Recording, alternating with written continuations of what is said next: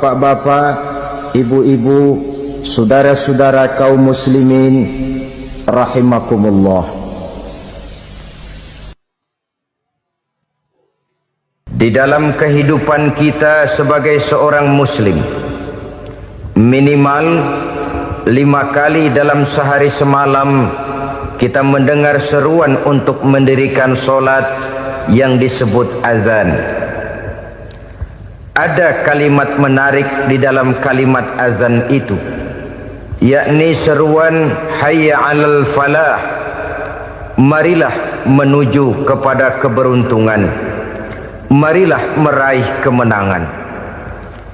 Seruan ini adalah kecenderungan dari setiap manusia, apapun warna kulitnya. Artinya, setiap orang dalam hidup selalu ingin meraih dan mencari kemenangan. Kemenangan akan melahirkan kepuasan batin, dan kepuasan batin memberikan kebahagiaan. Sedangkan kekalahan melahirkan penderitaan batin, dan penderitaan batin menjerumuskan seseorang di dalam berbagai bentuk kerugian. Jikalau inilah seruan azan, maka masalahnya ialah apa yang menyebabkan kita meraih kemenangan. Al-Quranul Karim memberikan tuntunan dan ajaran kepada kita bahwa orang-orang yang memperoleh kemenangan itu tidak lain adalah orang-orang yang bertakwa. Hanyalah mereka yang bertakwa kepada Allah Subhanahu wa ta'ala pada akhirnya akan tampil sebagai pemenang. Lalu siapa orang yang bertakwa itu? Dijelaskan dalam awal-awal Al-Baqarah, orang yang bertakwa yang akan meraih kemenangan. Pertama, allazina yu'minuna bil ghaib, yaitu orang-orang yang beriman kepada yang gaib, percaya bahwa ada alam yang gaib, alam yang abstrak, alam yang tidak bisa dijangkau oleh salah satu daripada panca indera kita. Mereka percaya dan beriman kepada adanya malaikat, beriman kepada adanya iblis dan jin, beriman kepada adanya alam kubur, beriman kepada adanya alam mahsyar, beriman kepada adanya alam akhirat, beriman kepada adanya surga dan neraka. Beriman bukan cuma sekedar beriman dalam ucapan bibir saja, tetapi beriman yang nilai iman itu mampu mewarnai gerak dan gaya hidupnya. Iman yang meresap sampai ke tulang sumsum, kemudian memberikan dampak positif di dalam kehidupan manusia. Alam, kita tahu, adalah sesuatu yang selain Allah, dan Allah bukanlah alam. Apapun namanya selain daripada Allah, itu adalah alam. Alam pada hakikatnya terbagi menjadi dua. Ada alam syahadah, alam nyata, alam konkret, alam yang bisa dijangkau oleh salah satu indera kita. Kemudian ada alam ghaib, alam yang tidak bisa dijangkau oleh panca indera kita, alam metafisika, alam abstrak, alam yang wajib kita imani keberadaannya. Kita percaya bahwa malaikat itu ada, kita percaya kepada jin, bahwa jin itu ada, kita percaya kepada adanya iblis dan setan. Bukan percaya kepada iblis dan setannya, percaya bahwa iblis dan setan itu ada. Itu termasuk salah satu daripada sifat orang yang bertakwa kepada Allah. Saudara-saudara kaum muslimin rahimakumullah, kecenderungan pembangunan yang lebih bersifat materialistis biasanya menggeser aspek kehidupan rohani. Orang berpikir empiri, dan dalam pola pikir yang demikian maka alam gaib tidak lagi mendapat perhatian. Aspek kehidupan yang bersifat rohaniah malah mulai ditinggalkan. Akibatnya terjadilah kepincangan di dalam kehidupan kita. Pernah ada satu pengalaman pribadi dalam perjalanan kembali ke tanah air. Dalam pesawat di sebelah kanan saya duduklah seorang Jerman, namanya Heiner Simonsen. Iseng saya ajak kenalan, saya ajak ngobrol, saya tanya dia. Saya bilang, Mas Heiner ini, kalau pesawat yang kita tumpangi ini jatuh ke bawah, kira-kira apa yang bakal terjadi, Mas? Dia bilang, kita semua akan mati. Begitu? Iya. Oke. Apa itu mati? Tanya saya. Dia bilang, untuk tahu apa itu mati, kita harus tahu lebih dahulu apa itu hidup.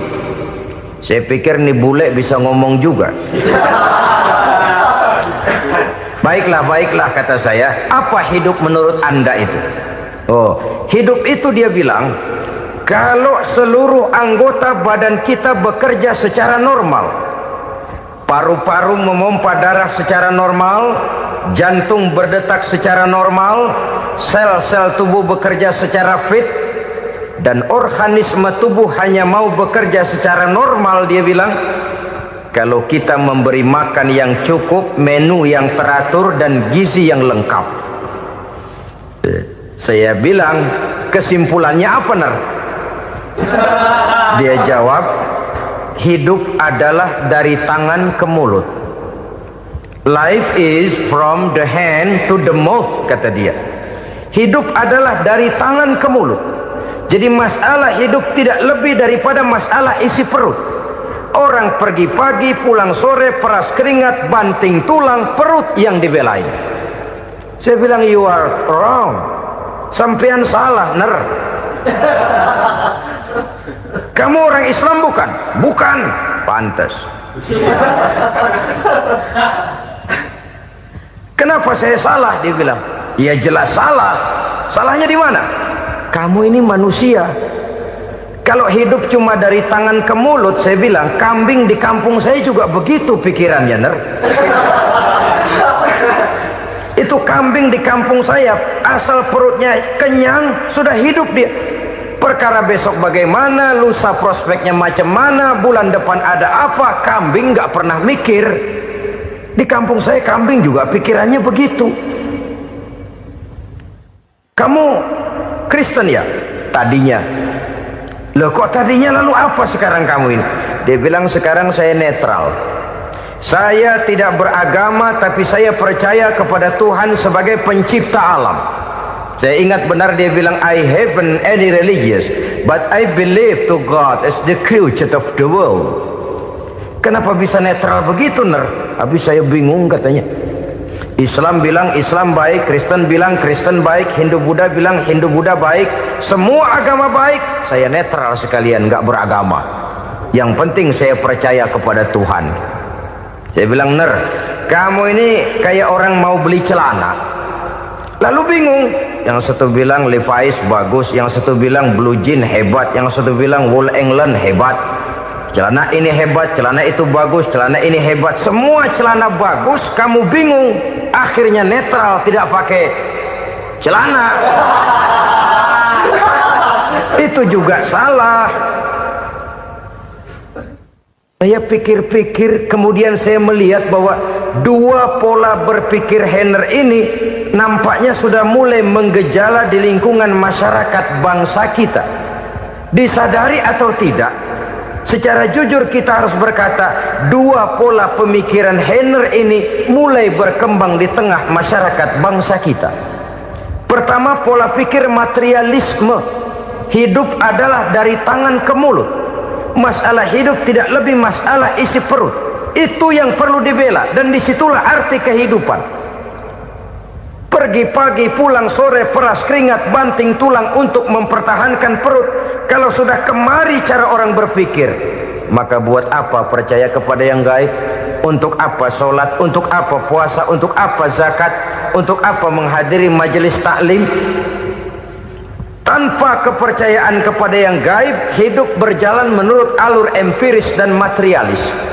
Kalau sudah ke sana cara orang berpikir, biasanya orang lalu cenderung menghalalkan segala cara. Hanyalah orang yang percaya bahwa akhirat ada, hanyalah orang yang percaya bahwa alam kubur itu ada, hanyalah orang yang percaya bahwa malaikat itu ada, hidupnya akan lebih terarah dan terkendali. Karena kepercayaan kepada yang gaib, yang merupakan fase daripada kehidupan setelah hidup yang sekarang ini, mewarnai gerak pribadi seseorang di dalam dia melakukan kegiatan hidupnya.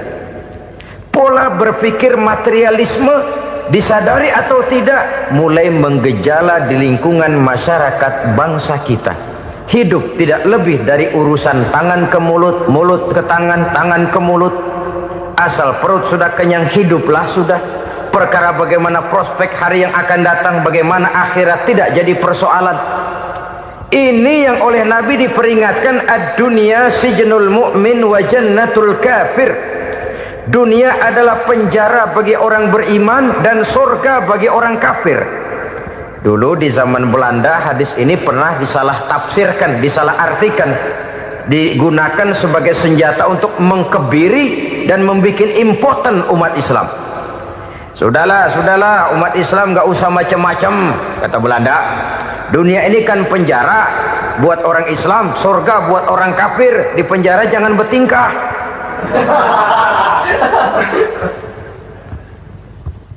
Pengertiannya tidak begitu. Dunia adalah penjara bagi orang mukmin. Artinya dalam kehidupan dunia seorang mukmin tidak bebas memperturutkan hawa nafsunya. Dipenjara hawa nafsunya. Sebaliknya surga bagi orang-orang kafir. Buat orang kafir surgalah dunia ini. Mereka bebas memperturutkan hawa nafsunya, dilarang tidak terlarang, dicegah pun tidak tercegah. Mereka hidup menurut alur bisikan nafsu mereka sendiri. Kemudian bila ajal datang, maut merenggut nyawa, selesailah surganya sampai di situ. Maka bagi orang-orang yang tidak percaya kepada adanya akhirat, kepada adanya alam gaib, surganya sebatas umurnya.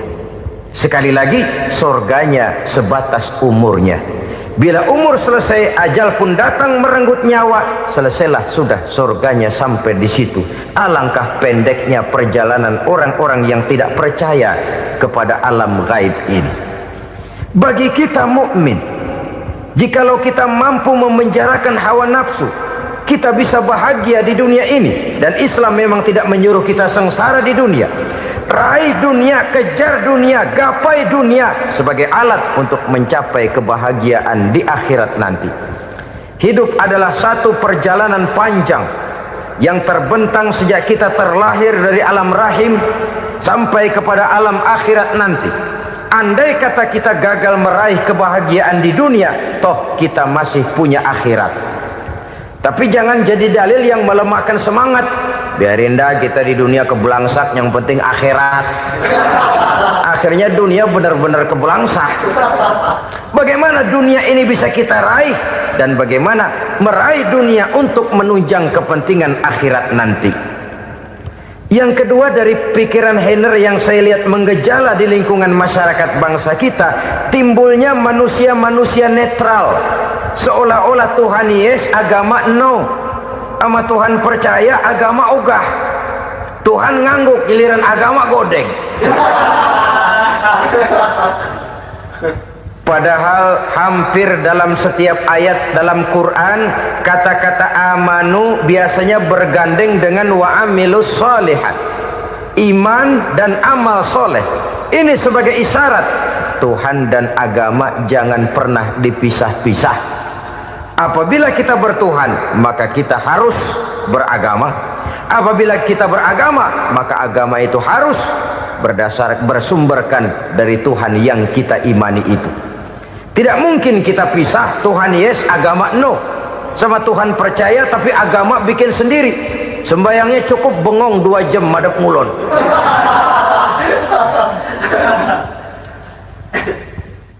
Saudara-saudara kaum muslimin rahimakumullah. Jadi dengan demikian, agama yang kita akui merupakan unsur mutlak di dalam pembangunan sekarang ini, merupakan bagian dari kehidupan yang menuntun kita bahwa di balik alam nyata ini, di balik alam syahadah ini ada alam gaib. Dan mudabbir, murabbi yang mengatur, yang menguasai, yang memelihara, baik dia alam nyata, baik dia alam gaib, tidak lain adalah Allah Subhanahu wa ta'ala. Di sana ada satu super power, satu maha kekuatan yang kita perlu bersandar kepadanya. Sebagai makhluk nyata yang hidup di alam nyata, berbuatlah secara nyata sebagaimana harusnya kita berbuat. Karena Islam jelas bukan agamanya orang pemalas. Islam jelas bukan agamanya orang yang mengajarkan setelah selesai sholat boleh duduk, nggelenggem ayam-ayam, ndelohom, menghitung bintang di langit sambil menunggu keajaiban. Tidak. Islam adalah agama yang mengajarkan apabila sholat sudah selesai kamu kerjakan, bertebaranlah di permukaan bumi, cari karunia Tuhanmu. Jangan hidup berpangku tangan menunggu keajaiban, karena hidup bukan undian. Jangan berharap untung besar tanpa mau peras keringat.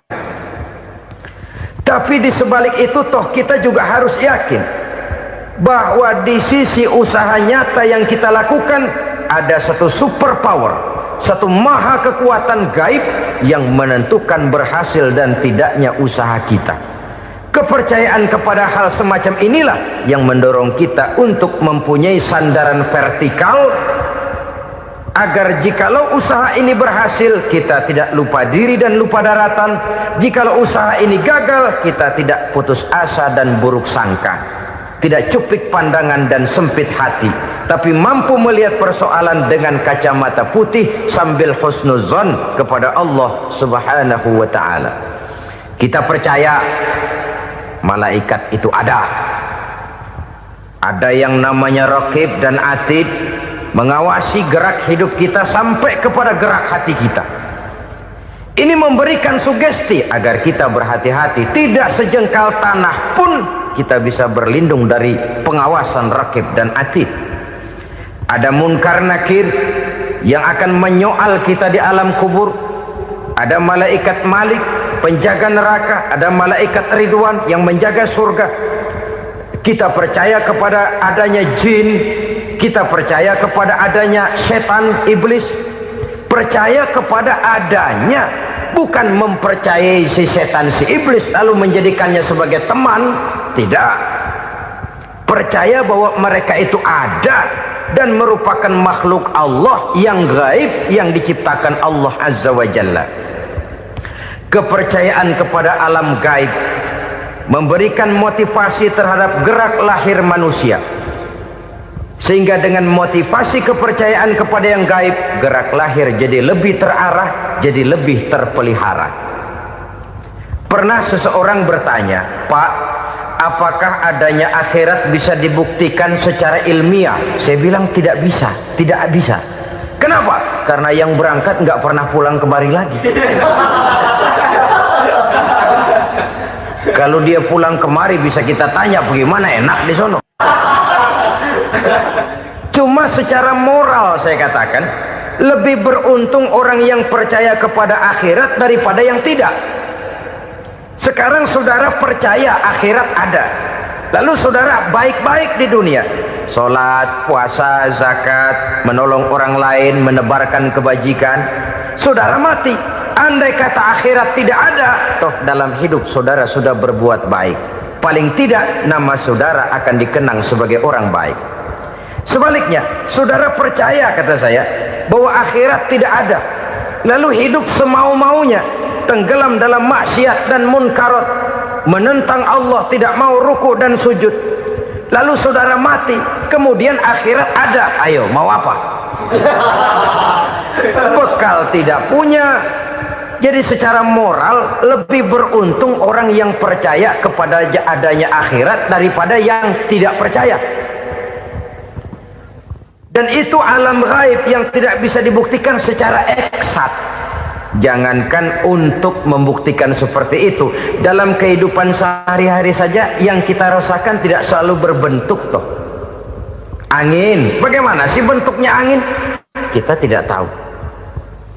Merah, buktinya kalau dikerok merah. Yang merah itu kulit, yang kulit kita bukan anginnya. Sakit, rasa sakit itu ada, tapi bagaimana bentuk sakit kita nggak pernah tahu. Kalau kita makan cabai pedas, bagaimana bentuk pedas itu tidak ada, tapi rasa ada. Bentuk pedas hijau, cabenya bukan pedasnya. Tidak semua yang kita rasakan bisa kita gambarkan dalam bentuk yang konkret.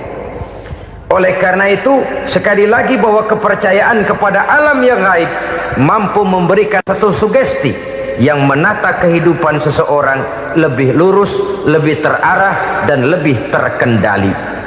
Maka wajar kalau kepercayaan kepada yang gaib mengantarkan seseorang untuk meraih kemenangan. Kenapa?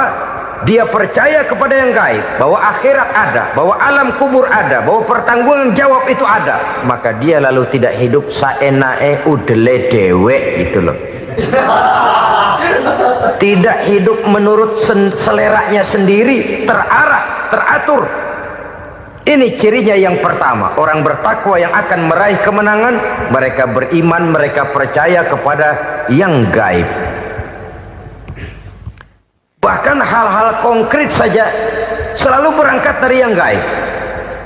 Saudara-saudara, para remaja, para pemuda sekarang ini tidak pernah tahu toh siapa yang akan jadi teman hidup saudara.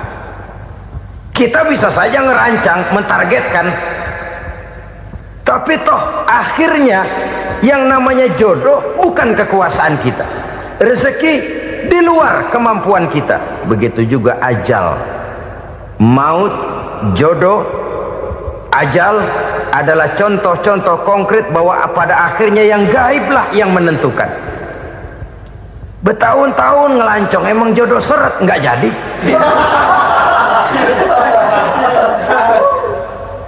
Begitu kenal baru setengah malam nginep ditangkap hansip kan. Hal-hal semacam itu kadang-kadang kita berpikir suuzon, gilet, perempuannya cakep banget, lakinya rebek amat. Memang begitulah jodohnya. Memang begitulah jodohnya. Saudara hadirin ma'asyiral muslimin yang saya hormati, jadi hal-hal yang konkret saja kita yakini sepenuhnya ditentukan oleh satu superpower yang gaib itu tadi. Dari sanalah segala ketentuan itu berangkat dan kesanalah segalanya akan kembali.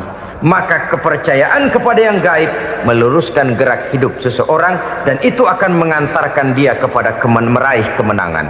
Satu. Yang kedua, wa yuqimuna shalah.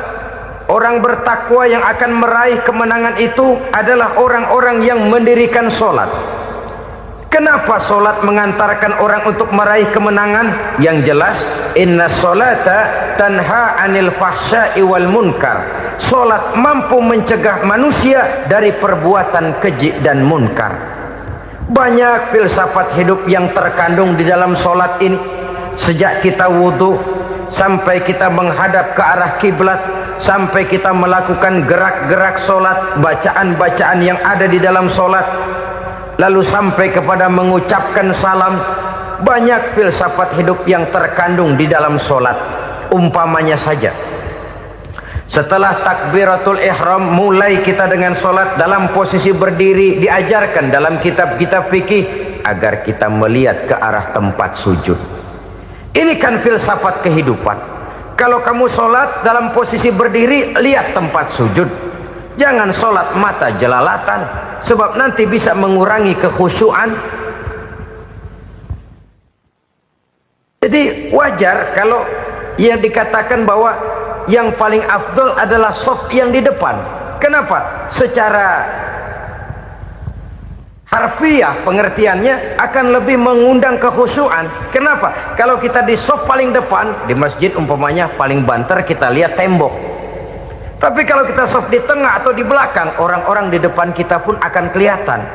Yang bajunya loreng, yang bajunya genggang, yang bajunya macam-macam. Kita lihat, kadang-kadang kita pikirin, ada yang bajunya bolong. Kita sholat tapi dalam hati, nih orang bajunya robek ya nggak tahu apa. Ada saja hal-hal yang mengusik kekhusyuan kita. Oleh sebab itu diajarkan dalam posisi berdiri, lihat, arahkan pandangan matamu kepada tempat sujud.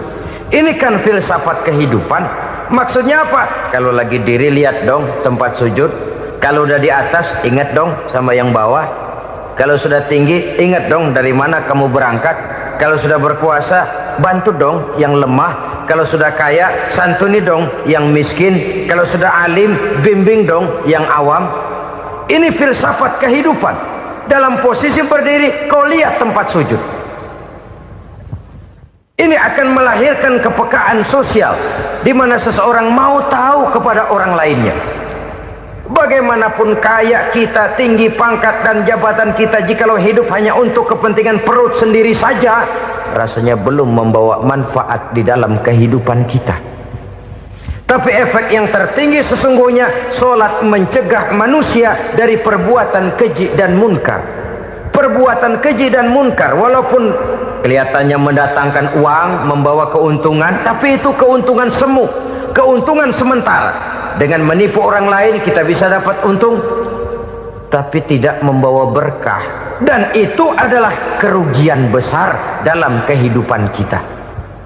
Maka untuk meraih kemenangan harus dimulai dengan membentuk kepribadian yang tegar, memiliki sandaran vertikal yang langsung kepada Allah Subhanahu wa ta'ala. Dan itu hanya bisa kita tempuh melalui jalur ibadah formal yang sudah ditentukan Allah, yakni solat yang 5 waktu. Untuk memperkuat itu ada solat-solat sunnah, rawatib, nawafil sebagai terminal-terminal kontrol cadangan untuk memelihara stabilitas temperatur batin di dalam kita berhubungan dengan zat yang maha gaib, yaitu Allah Subhanahu wa ta'ala. Orang sering bertanya, Pak, itu tetangga saya nggak sholat, duitnya nggak habis-habis, Pak. Nggak sholat tapi mobilnya tambah terus. Nggak sholat tapi usahanya makin maju. Tapi di sisi lain ada orang yang rajin sholat, rezekinya butak bener. Anaknya mana kurus, mana korengan. Saudara hadirin ma'asyiral muslimin rahimakumullah. Harus saya katakan bahwa solat memang bukan untuk cari duit. Solat adalah sandaran vertikal kita kepada Allah. Sedangkan soal rezeki itu berkaitan dengan sifat Allah maha pengasih dan maha penyayang. Allah maha pengasih, siapapun dikasih kalau mau usaha. Allah maha penyayang, tidak semua orang disayang oleh Allah Azza wa Jalla. Dan belum tentu banyak harta itu merupakan nikmat. Mungkin juga istidraj. Artinya istidraj itu dikasih tapi diambulin, kalau bahasa Betawinya itu. Dikasih tapi diambulin, itu bukan merupakan nikmat sesungguhnya, lebih merupakan azab dari Allah Subhanahu wa ta'ala.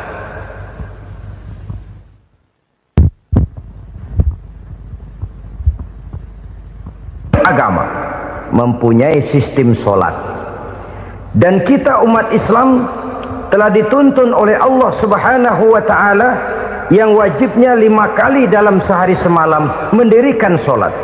Dan itu tentu berada dalam jangkauan kemampuan manusia.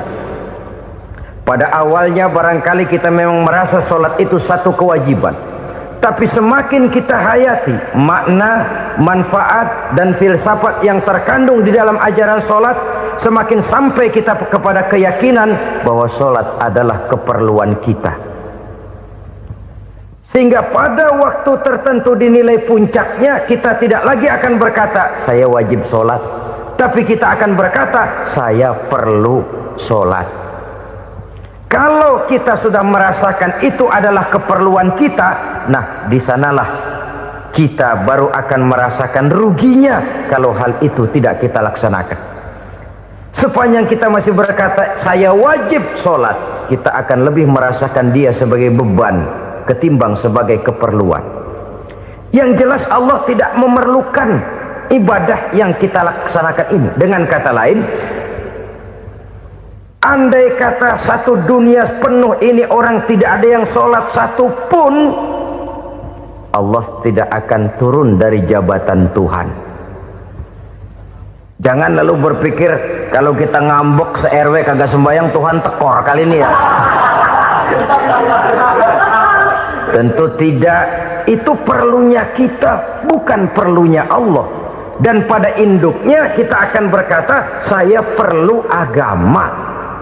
Kalau secara induk kita sudah memerlukan agama, maka konsep-konsep yang ada di dalam ajaran agama itu pun adalah juga merupakan keperluan kita. Baik dia bernama sholat, baik dia bernama puasa, baik dia bernama zakat, baik dia bernama haji, seluruhnya adalah keperluan kita.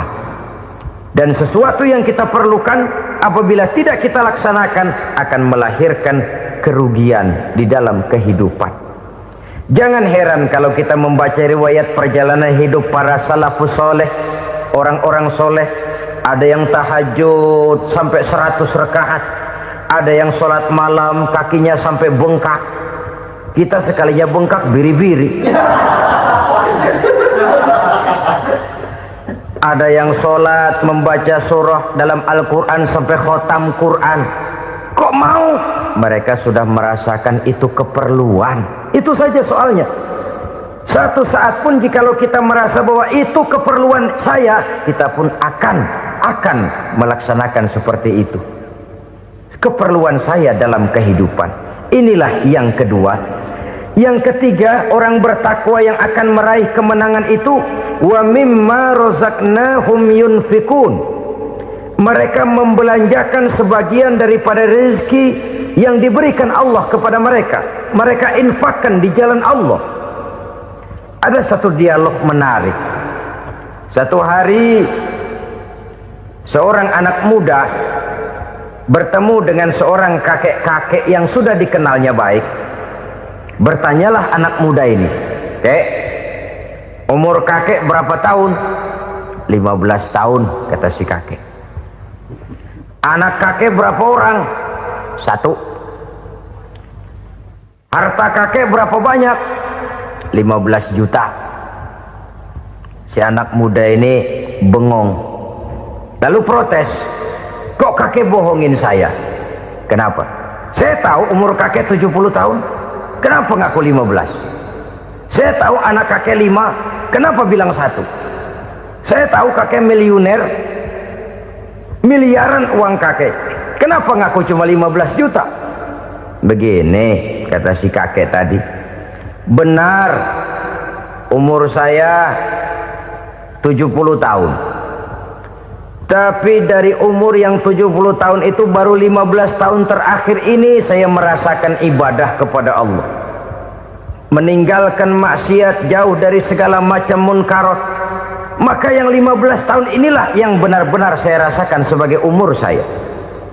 Benar anak saya 5, tapi yang 4 susah diatur. Cuman 1 rasanya nih yang bakal jadi si buah hati belahan jantung berlanjut cerita penerus sejarah. Cuma 1 ini yang saya harapkan, yang akan jadi anak soleh, yang akan membuat saya menerima pensiunan pahala. Kalau yang 4 apek dah, nggak ada harapan. Yang 1 nyekek botol melulu. Oh begitu, iya. Lalu kenapa kakek bilang harta kakek cuma 15 juta padahal saya tahu kakek uangnya miliaran, depositonya banyak? Ya karena 15 juta itulah yang saya ingat yang pernah saya belanjakan di jalan Allah. Saya merasa itulah harta saya yang sebenarnya. Yang miliaran yang saya simpan di bank kelak kalau satu saat saya mati akan jadi rebutan di antara anak-anak saya. Iya kalau anak saya soleh kayak yang 1 ini. Kalau yang 4 tadi udah tulen dia bakal berantem dah berebut tuh. Jadi 15 juta yang saya belanjakan di jalan Allah inilah yang saya merasakan benar-benar harta saya yang sesungguhnya. Dialog ini patut menjadi bahan renungan kita bersama. Diberikan kita umur 40, 50, 60, 70, 80. Berapa tahun dari umur yang diberikan itu yang jalan mulus, yang kita gunakan untuk melaksanakan ibadah? Banyak harta kita simpan di bank, di lemari, di dompet, di tas. Tapi berapa yang sudah kita depositokan di jalan Allah yang akan menemani kita di hari kita kembali nanti? Maka orang bertakwa yang akan meraih kemenangan, wa mimma razaqnahum yunfikun. Mereka membelanjakan sebagian dari rezeki yang diberikan Allah infak di jalan Allah subhanahu wa ta'ala. Ma'asyiral muslimin rahimakumullah, zahirnya memang kita memberikan kepada orang lain, tapi hakikatnya kita menyimpan untuk diri kita sendiri. Kita memberikan kepada yatim piatu 25.000, zahirnya kita memberikan si yatim, hakikatnya kan kita cuma nyimpan. Saya berikan, titip kepadamu, ini untuk saya di akhirat. Kau boleh belikan baju, kau boleh belikan untukmu makan, kau boleh bayarkan sekolahmu, ini untuk saya. Hakikatnya kita nyumbang masjid 1 juta, zahirnya kita berikan kepada panitia masjid, tapi hakikatnya kan cuma titip 1 juta ya, untuk saya di alam kubur nanti. Silahkan kau boleh belikan semen, ini uang, belikan besi, belikan pasir, saya cuma sekedar titip untuk kepentingan saya. Hakikatnya kita cuma sekedar menitip. Sebagaimanapun pada hakikatnya, apapun yang kita miliki dalam kehidupan kan cuma sekedar hak guna pakai, bukan hak milik mutlak. Harta kita, rumah kita, kendaraan kita, kebun kita, pabrik kita, hak guna pakai saja. Hak milik mutlak cuma untuk Allah subhanahu wa ta'ala. Saudara-saudara kaum muslimin rahimakumullah, ini yang ketiga. Kemudian yang keempat, orang-orang bertakwa yang akan meraih kemenangan, allazina yu'minuna bima unzila ilaika, mereka yang beriman, mereka yang percaya kepada apa yang telah diturunkan kepadamu Muhammad, ay Al-Quran, yakni Al-Quranul Karim. Setelah percaya kepada yang gaib, mendirikan solat, kemudian menginfakkan sebagian dari rezeki yang diberikan Allah, mereka juga lalu percaya kepada yang diturunkan terhadap Nabi, yaitu tidak lain Al-Quranul Karim. Sekali lagi di sini, percaya bukan hanya sekedar percaya saja, tetapi percaya lalu menjadikan Al-Quran itu sebagai pedoman hidup. Sebab memang Al-Quran itu adalah GBHM, garis-garis besar haluan muslim. Apa yang harus kita lakukan, apa yang harus tidak kita lakukan, bagaimana mestinya kita bertingkah laku dan berbuat, seluruhnya tercantum di dalam Al-Quranul Karim. Itu sebabnya ketika satu hari Aisyah ditanya bagaimana akhlak Rasul, beliau menjawab, kana Rasulullah sallallahu alaihi wasallam khuluquhul Quran. Akhlak daripada Rasulullah tidak lain adalah Al-Quran. Jawaban simpel ini memberikan gambaran bahwa keseluruhan daripada konsepsi Quran sudah diterjemahkan dalam kehidupan Rasulullah sallallahu alaihi wasallam. Karena kita tahu akhlak adalah keseluruhan dari gerak hidup manusia, sejak ia berpribadi, berumah tangga, bertetangga, bermasyarakat, sampai kepada berbangsa dan bernegara. Al-Quran tetap memberikan sentuhan nilainya. Oleh karenanya, orang-orang yang bertakwa adalah orang-orang yang menjadikan Al-Quran sebagai pedoman dalam kehidupannya.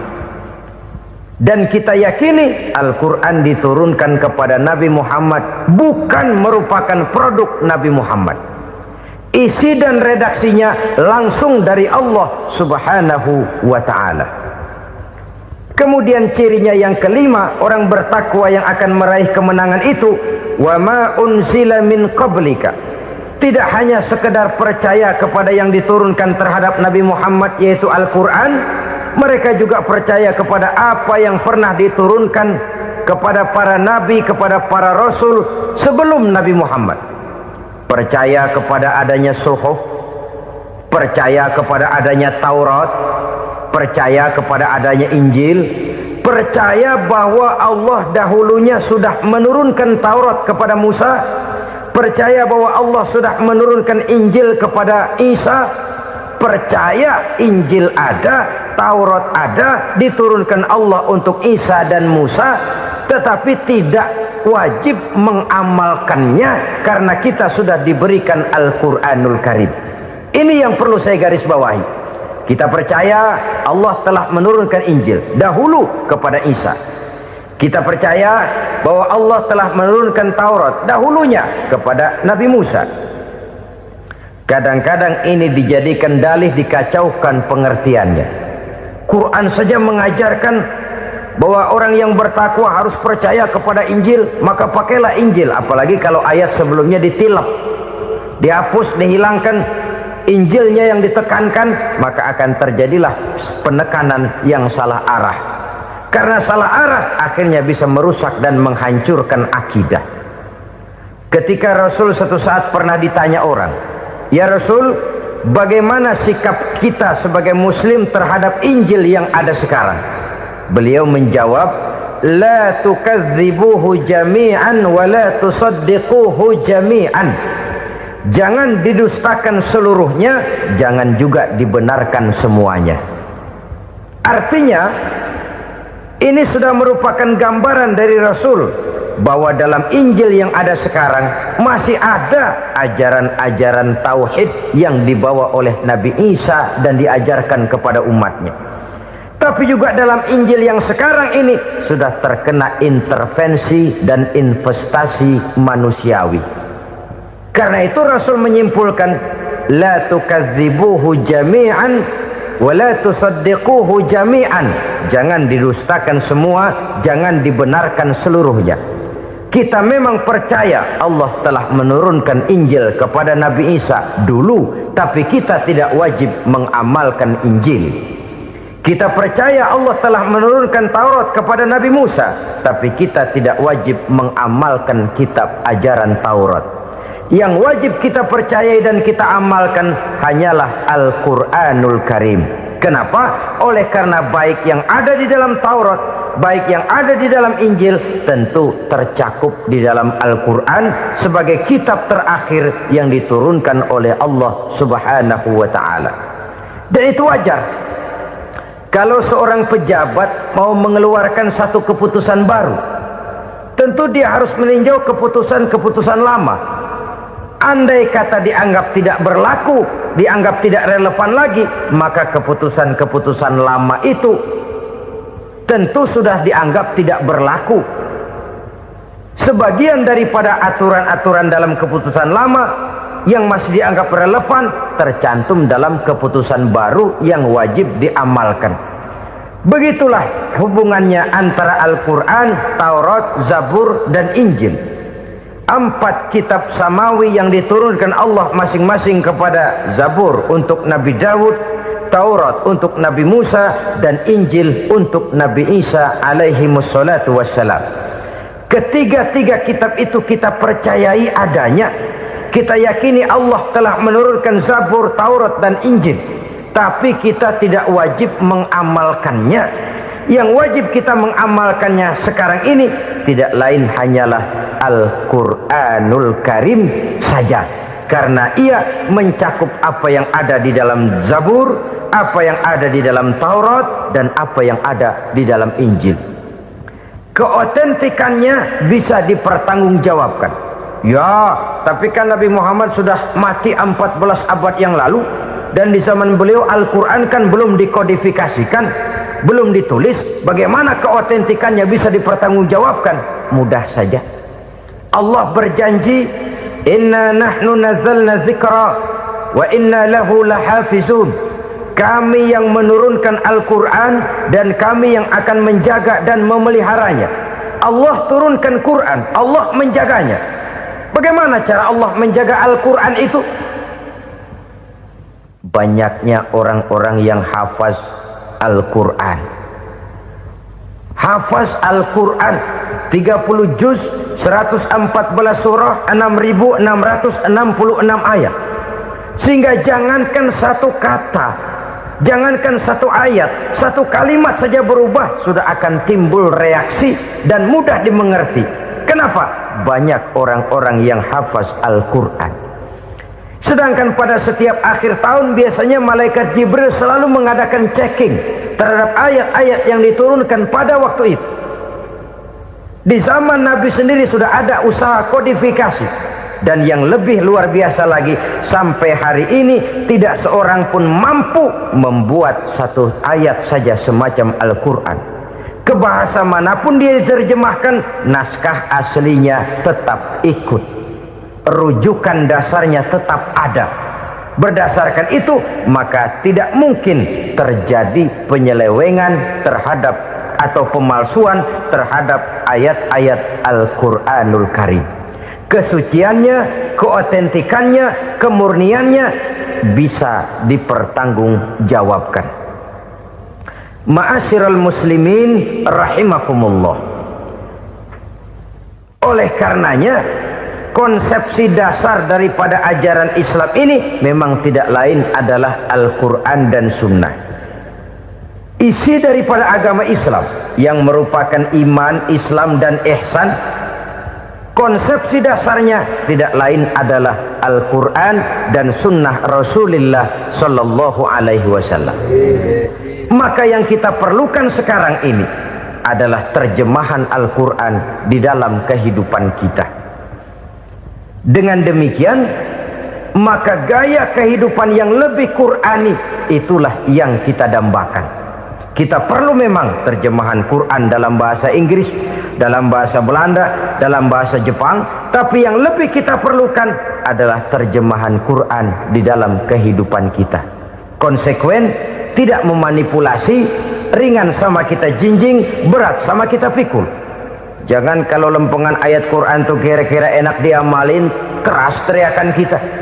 Giliran kira-kira ayat Quran itu mukul kepala kita sendiri, diam kita. Itu ciri yang pernah disindir Allah dalam awal-awal Baqarah juga. Ciri beragamanya orang yang munafik. Kullama adha'a lahum masyawfi, kata Allah. Wa iza azlama alaihim qamu. Apabila terang mereka jalan, apabila gelap mereka berhenti. Artinya, kalau kira-kira di Islam nguntungin, rame-rame pada teriak Islam. Tapi ketika diminta untuk berjuang, ketika dituntut untuk berkorban, rame-rame mengundurkan diri. Nasib agama tidak ubahnya seperti daun pisang yang dikait orang di tepi jalan lantaran tak berpayung di ketika hari hujan. Manakala hujan usailah sudah, daun itu pun dicampakkan di tepi jalan, diinjak pula orang nan lalu. Artinya, orang menjadikan agama cuma sebagai lipstick, decoration only, tidak konsekuen. Hanya pada saat-saat kelihatannya Islam membawa keuntungan, rame-rame orang teriak-teriak tentang Islam. Tapi jikalau diminta berjuang, jikalau dituntut untuk berkorban, biasanya rame-rame juga mengundurkan diri. Jangan heran kalau mayoritas hitungan kita, tapi minoritas peranan kita. Kuantitas kita dalam jumlah, tapi dalam kualitas kita lebih sering jadi penonton daripada jadi pemain. Padahal itu sangat tidak boleh terjadi.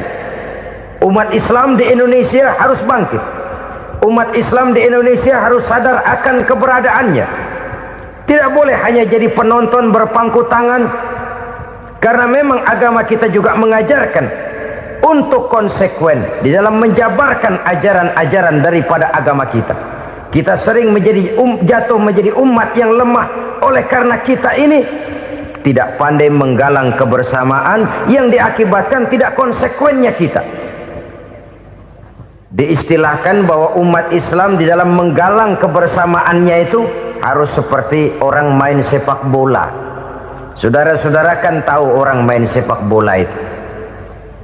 Orang main sepak bola, kalau pertandingan belum dimulai sih silakan saja kumpul di luar lapangan, atur strategi yang baik.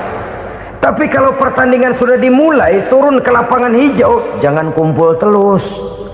Ada sepak bola gotong royong, mundur-mundur rame-rame, depan ke depan kumpul melulu mainnya. Kalah. Orang main sepak bola itu ya harus ada penyerang tengah, harus ada penjaga gawang, harus ada strikernya, harus ada kiri luarnya, kanan dalamnya yang jadi backnya. Posisi boleh bermacam-macam, tapi yang penting saling ngoper untuk menggolkan gawang lawan. Begitulah umat Islam ini. Boleh ada yang jadi pejabat, boleh ada yang jadi pengusaha, boleh ada yang jadi petani, silakan ada yang jadi seniman, ada yang jadi penyair, ada yang jadi artis sekalipun. Tapi kalau sudah berhasil menguasai bola, jangan lupa operannya. Operan itu yang langka.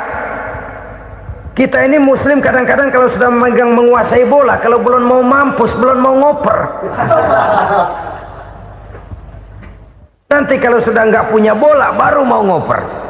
Kalau sudah dengar-dengar mau dekat pensiun, baru mau jihad, baru mau berjuang, baru mau ngurus pesantren. Tanda tangan sudah tidak laku, memo sudah tidak dihargai, baru mau berjuang. Kemarin kemana, Mas?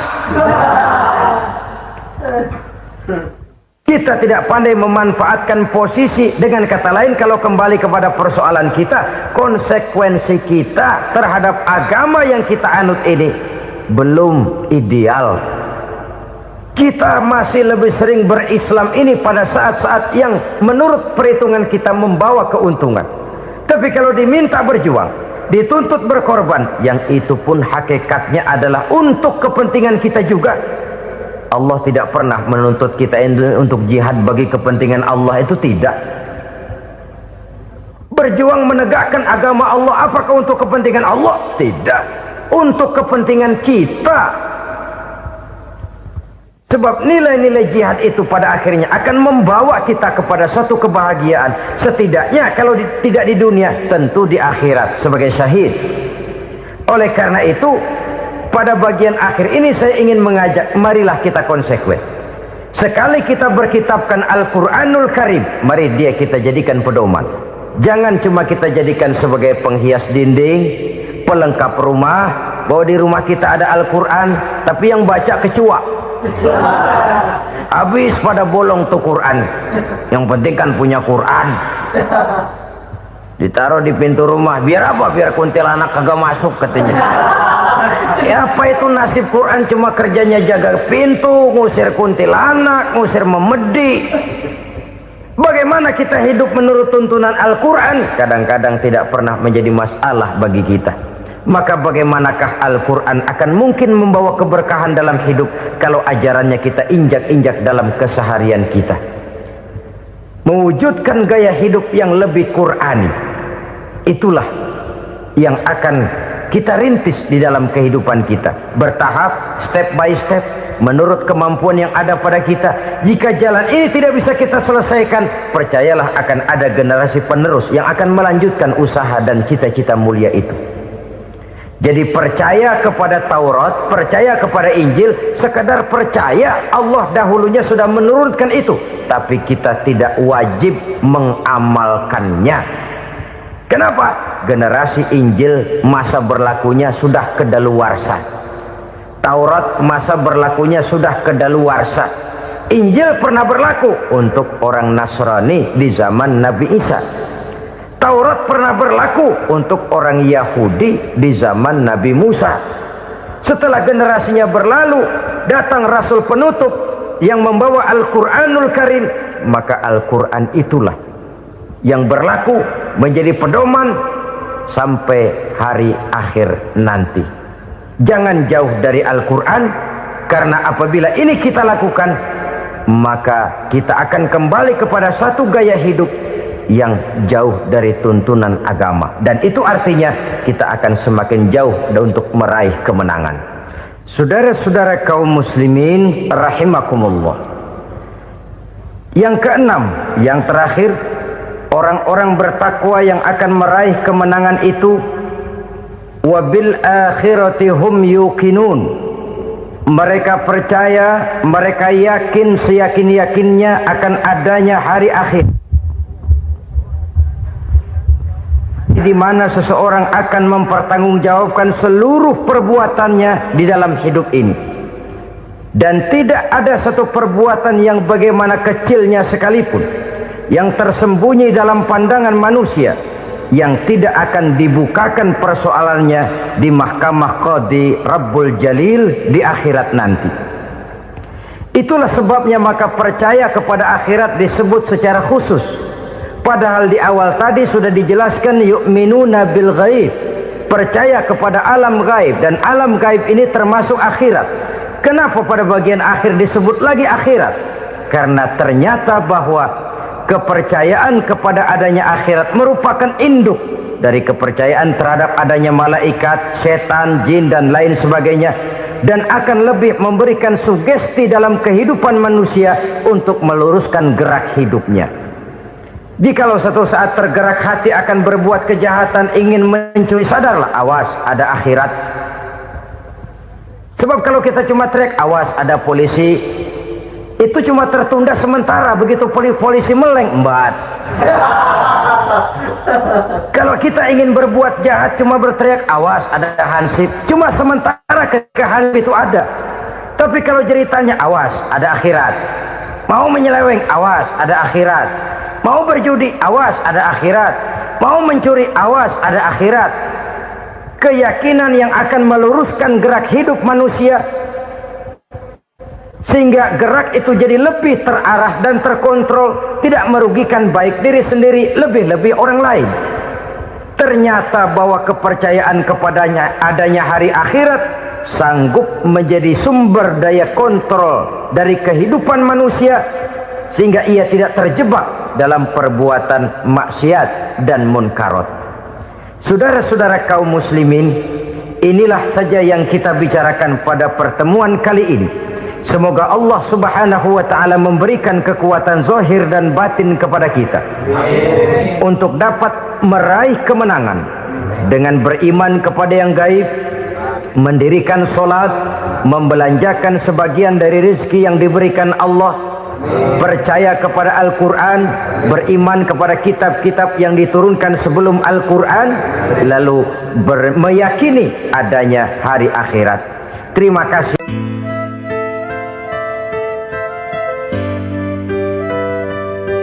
Bapak, ibu-ibu, saudara-saudara kaum muslimin rahimakumullah,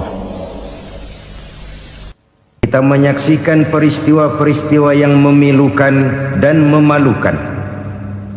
PHK terjadi di mana-mana, pengangguran meningkat, harga-harga membumbung tinggi, daya beli rakyat semakin lemah. Sementara di bidang politik, kejadian-kejadian memberikan indikasi bahwa persatuan dan kesatuan kita sebagai bangsa dewasa ini tengah berada dalam ujian yang berat. Pada jumpa kita kali ini, tanpa bermaksud untuk mencari kambing hitam dari bencana yang kita hadapi, saya ingin menyampaikan sebuah hadis yang diriwayatkan oleh Imam At-Tabarani dari Ibnu Abbas, bahwa Rasulullah sallallahu alaihi wasallam bersabda, khamsun bi khamsin, ada 5 perkara yang dapat menimbulkan 5 macam bencana. Mari kita renungi hadis ini satu demi satu sebagai bahan introspeksi buat kita semua dalam menghadapi bencana yang tengah berlaku sekarang ini. Yang pertama, ma naqasa qaumul ahda illa sullita alaihim aduwwuhum. Apabila suatu kaum sudah mengingkari janjinya, maka mereka pun akan dikuasai oleh musuh-musuh mereka. Sederhana saja nampak kalimat dalam hadis ini. Apabila orang sudah mengingkari janji, mereka akan dikuasai oleh musuh-musuh mereka sendiri. Dan musuh kita yang paling utama saat ini adalah kemiskinan dan kebodohan. Kenapa itu terjadi? Karena kita mengingkari janji kita sendiri. Di saat awal-awal berdirinya Orde Baru, kita pernah berjanji untuk melaksanakan Pancasila dan Undang-Undang Dasar 45 secara murni dan konsekuen. Kita berjanji bahwa kita akan menegakkan pemerintah yang bersih dan berwibawa. Itu semua pada permulaannya. Waktu demi waktu berjalan, kita lupa dengan janji yang kita ucapkan itu. Ketuhanan yang Maha Esa kita ucapkan, tapi kesetanan yang luar biasa yang kita lakukan. Kemanusiaan yang adil dan beradab yang kita dengungkan, tetapi kemanusiaan zalim dan biadab yang kita praktekkan.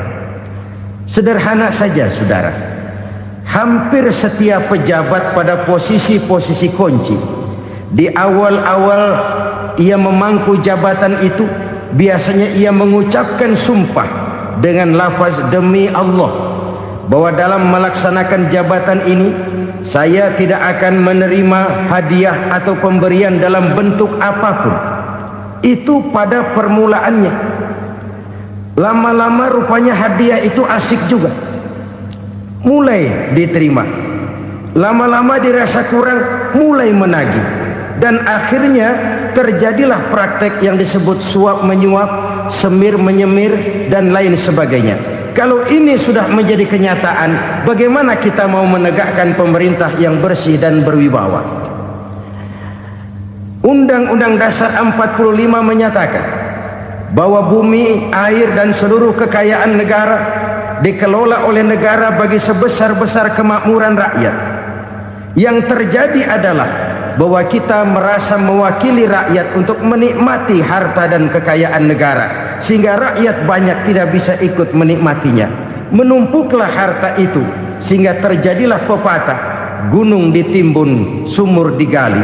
Yang kaya semakin kaya, yang miskin semakin terpuruk. Kita ingkar dengan janji yang kita ucapkan di awal-awal kita bergerak. Kita ingkar dengan janji pada saat kita mengatakannya dengan menyebut nama Allah, dengan mempertaruhkan nama Tuhan. Sehingga pada akhirnya jabatan pun mengalami tender. Sudah menjadi rahasia umum. Orang mau jadi lurah mesti mengeluarkan uang. Mau jadi camat mesti mengeluarkan uang. Mau jadi wali kota, bupati, bahkan gubernur, itu ada pasarannya. Secara logika, kalau orang memperoleh satu jabatan karena banyak mengeluarkan uang, tentu pada saat ia mengeluarkan uang, ia sudah punya pemikiran, modal pasti pulang, modal pasti kembali. Kalau orang memperoleh suatu jabatan karena banyak mengeluarkan uang, maka langkah pertama yang dia lakukan setelah memangku jabatan itu ialah bagaimana uang bisa kembali, bagaimana modal bisa pulang. Kalau modal sudah pulang, pikiran berikutnya bagaimana supaya dapat untung. Lalu kapan mau bekerja untuk kepentingan rakyat? Itu nomor 18. Kemudian kalau ada proyek-proyek besar, pertanyaannya ialah bukan apakah proyek ini bermanfaat bagi rakyat, apakah proyek ini layak untuk diteruskan, tetapi yang jadi pertanyaan paling utama ialah bagian saya berapa duit dari proyek ini. Kita bisa lihat proyek, mega proyek lahan 1 juta hektar di Kalimantan Tengah, triliunan rupiah, dan proyek itu gagal. SD Impres bulan ini diresmikan, bulan depan retak. Jembatan-jembatan bulan ini gunting pita, bulan depan runtuh. Kita ingkar dengan janji. Kita berkata kita bekerja untuk kepentingan rakyat, tapi kita tidak pernah mengenal rakyat itu. Apabila suatu kaum sudah mulai mengingkari janji, maka mereka akan dikuasai oleh musuh-musuh mereka. Akibatnya tersusunlah barisan-barisan sakit hati yang makin lama makin menjadi bola salju, menggelinding membesar, dan kemudian terjadilah hal-hal yang tidak kita inginkan lagi. Apabila suatu kaum sudah mengingkari janji, maka mereka akan dikuasai oleh musuh-musuh mereka. Ini penyebab bencana yang pertama. Kita tidak konsekuen. Tadinya kita dengan lantang teriak-teriak berantas korupsi, ganyang korupsi. Pada waktu kita belum mendapat kesempatan. Setelah kita naik punya kesempatan, rupanya korupsi enak juga dirasa. Terjadi pergeseran nilai, orang luntur, kehilangan idealisme awal. Lalu untuk menghibur diri, menutup kesalahan, kita gunakanlah pepatah bahwa tidak ada gading yang tak retak, bahwa kita harus mikul dhuwur mendem jero. Itu semua cuma sebagai dalih agar kesalahan kita tidak dibicarakan orang lain. Padahal kita sendiri yang mengingkari janji. Kita yang keluar dari komitmen awal kita. Kita berjanji melaksanakan Pancasila dan Undang-Undang Dasar 45 dengan murni dan konsekuen.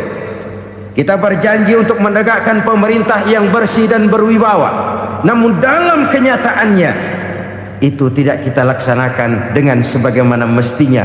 Kita bergeser, kita mengalami proses degradasi, peluncuran nilai, dan akhirnya terbentuklah barisan-barisan sakit hati yang semakin lama semakin membesar itu. Kita harus introspeksi. Memang kalau zaman sedang susah, biasanya kambing hitam laris, tukang kompor gentayangan. Itu dari dulu selalu mencari kambing hitam. Karena itu kita tidak bicara orang, kita tidak bicara siapa yang salah, kita bicara sistem, dan sistem itu bisa mengena siapa saja. Kalau orang sudah mulai mengingkari janji, bergeser dari komitmen awal, itu sudah mulai ia mengalami proses peluncuran, proses degradasi. Ini penyebab yang pertama. Kita tidak lagi konsekuen bahwa bumi, air, sumber daya alam adalah milik negara, dikuasai oleh negara, digunakan bagi sebesar-besar kemakmuran rakyat. Ternyata rakyat yang makmur itu tidak merupakan gambaran yang menyeluruh dari rakyat kita. Undang-undang dasar kita menganut ekonomi kekeluargaan, tapi yang kita praktekkan adalah ekonomi keluarga. Kalau bukan keluarga nggak dapat proyek. Kalau bukan keluarga nggak dapat macam-macam. Kekeluargaan kita rubah menjadi keluarga, timbullah penyakit nepotisme. Kita bergeser, kita ingkari janji, dan kita anggap kita atasnamakan rakyat. Rakyat cuma sekedar jadi address, rakyat cuma sekedar jadi alamat, tetapi kehidupan mereka tidak banyak berubah dan tidak banyak terangkat. Kaum muslimin rahimakumullah, ini penyakit yang pertama, penyebab bencana yang pertama. Yang kedua, kata Nabi, wa ma hakamu bighairi ma anzalallah. Apabila hukum yang diterapkan sudah tidak lagi bersumber dari hukum Allah, illa fasha fihimul faqru, maka akan bertebaranlah kemiskinan di mana-mana. Ini artinya apa? Apabila hukum tinggal sebuah stempel, apabila hukum sudah diatur menurut kepentingan, apabila hukum sudah tidak lagi ditegakkan secara adil, maka kemiskinan merambah di mana-mana. Hukum diatur menurut selera orang yang sedang berkuasa, maka yang benar bisa jadi salah, yang salah bisa jadi benar. Hukum dalam kenyataan hidup berlaku seperti pisau. Pisau itu kan saudara lihat, yang namanya pisau dimanapun itu tajamnya ke bawah, ke atas tumpul.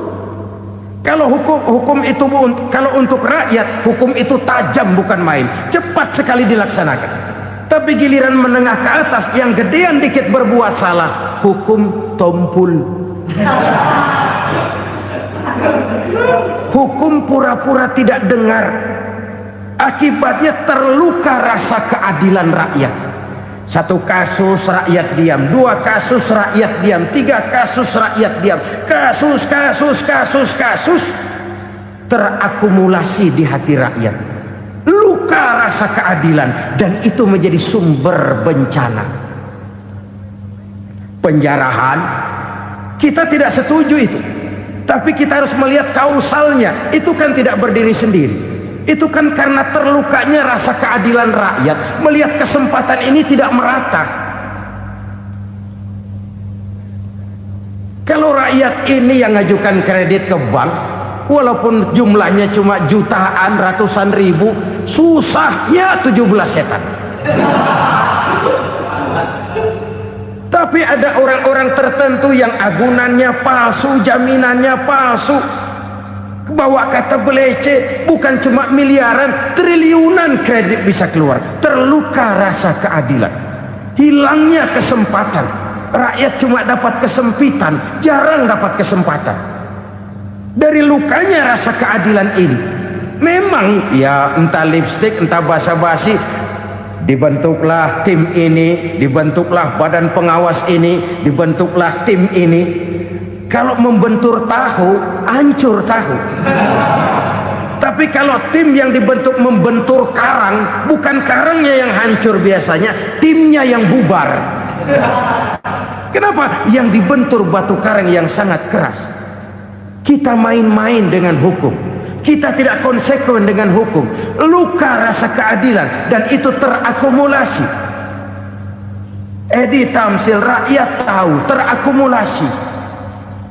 Menguap begitu saja. Kasus-kasus lain rakyat tahu, menguap begitu saja. Ketidakadilan terakumulasi, mengendap di hati rakyat, menunggu ledakan. Pada saat sumbu meledak, rakyat tidak bisa dibendung lagi. Oke, kita tidak setuju dengan penjarahan, tapi jangan melihat itu sebagai peristiwa yang berdiri sendiri. Kenapa itu terjadi? Kausalnya kenapa? Oke, kita tidak setuju memang, tapi yang dijarah oleh rakyat kan memang cuma untuk perut. Yang dijarahkan beras, yang dijarahkan televisi, yang dijarahkan kulkas yang masih bisa dihitung, yang memang real untuk kebutuhan rakyat. Penjara-penjara berdasi kepala botak yang menguras uang rakyat habis-habisan, enak saja melenggang dalam kehidupan ini. Makin terluka rasa keadilan rakyat. Apabila hukum yang diterapkan sudah menyimpang dari keadilan yang diajarkan Allah, fasyafihimul fakru, bertebaranlah kemiskinan. Aneh, memalukan, memilukan. Sebuah negara agraris yang katanya pulaunya hijau royo-royo, gemari palau jenawi toto tentem kertora harjo, yang tahun 93 pernah mendapat penghargaan dari FAO, Badan Pangan Sedunia, sebagai negara yang berhasil dalam swasembada pangan. Sekarang ini kita terpaksa betul beli beras dari Vietnam, beli beras ke Kamboja, beli kedelai dari Kamboja. Kenapa? Lahan sawah kita habis ditanami pabrik.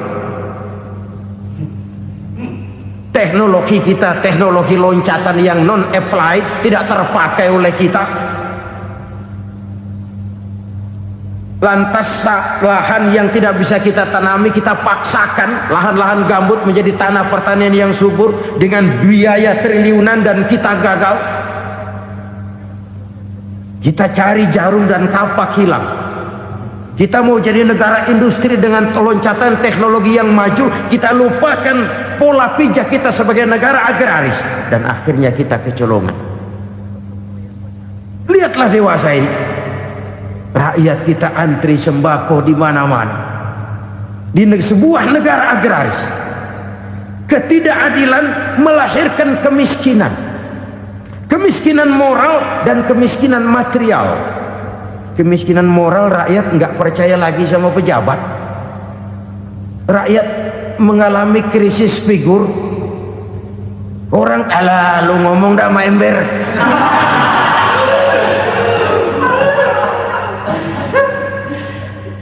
Penataran yang menghabiskan biaya miliaran itu melahirkan pejabat-pejabat korup. Pengawasan yang menghabiskan biaya miliaran itu ternyata impoten, mandul. Kemiskinan moral. Jujur saya berkata, saudara-saudara, setelah pintu reformasi dibuka, itu yang masuk memang macam-macam. Ada yang memang punya tujuan murni, konsekuen, dan punya konsep. Ada yang nunggu di tikungan, begitu mobil lewat nyamber pintu, berangkat ikut reformasi. Ada yang memanfaatkan momentum, mumpung, untuk nyampein unek-unek, ngerti nggak, pokoknya ngomong. Sehingga keadaan semakin rancu, kebingungan semakin menjadi-jadi, masalah yang paling urgen tidak terselesaikan. Sekarang ini orang berpikir mendingan jadi pala ular daripada jadi buntut macan. Buntut macan memang hebat macan, tapi kalau buntutnya cuma ugel-ugel di belakang buat apa? Mendingan jadi pala ular kecil juga nyaplok. Artinya ya biar kecil juga kalau punya partai kan gagah. Lalu rame-rame bikin partai kayak bikin arisan. Orang makin mengalami dislokasi. Semua mau jadi pahlawan, semua mau nomor satu, semua ngomong iya kalau bidangnya, kalau bukan makin rancu. Marilah lewat kesempatan ini saya mengajak kita untuk tahu diri. Biarkan politisi ngomong politik, biarkan ekonom menata ekonomi, biarkan praktisi bicara soal hukum, biarkan rakyat munajat, istighfar, mohon pertolongan Allah. Tahu diri kita. Kalau memang ayam, kukuruyuk aja dah. Kalau memang kucing, ayo ngeong. Kalau kambing, silahkan ngembe. Udah tahu ayam, ngeong bunyinya. Suaranya palas, orang nggak ngerti, bingung makin menjadi-jadi.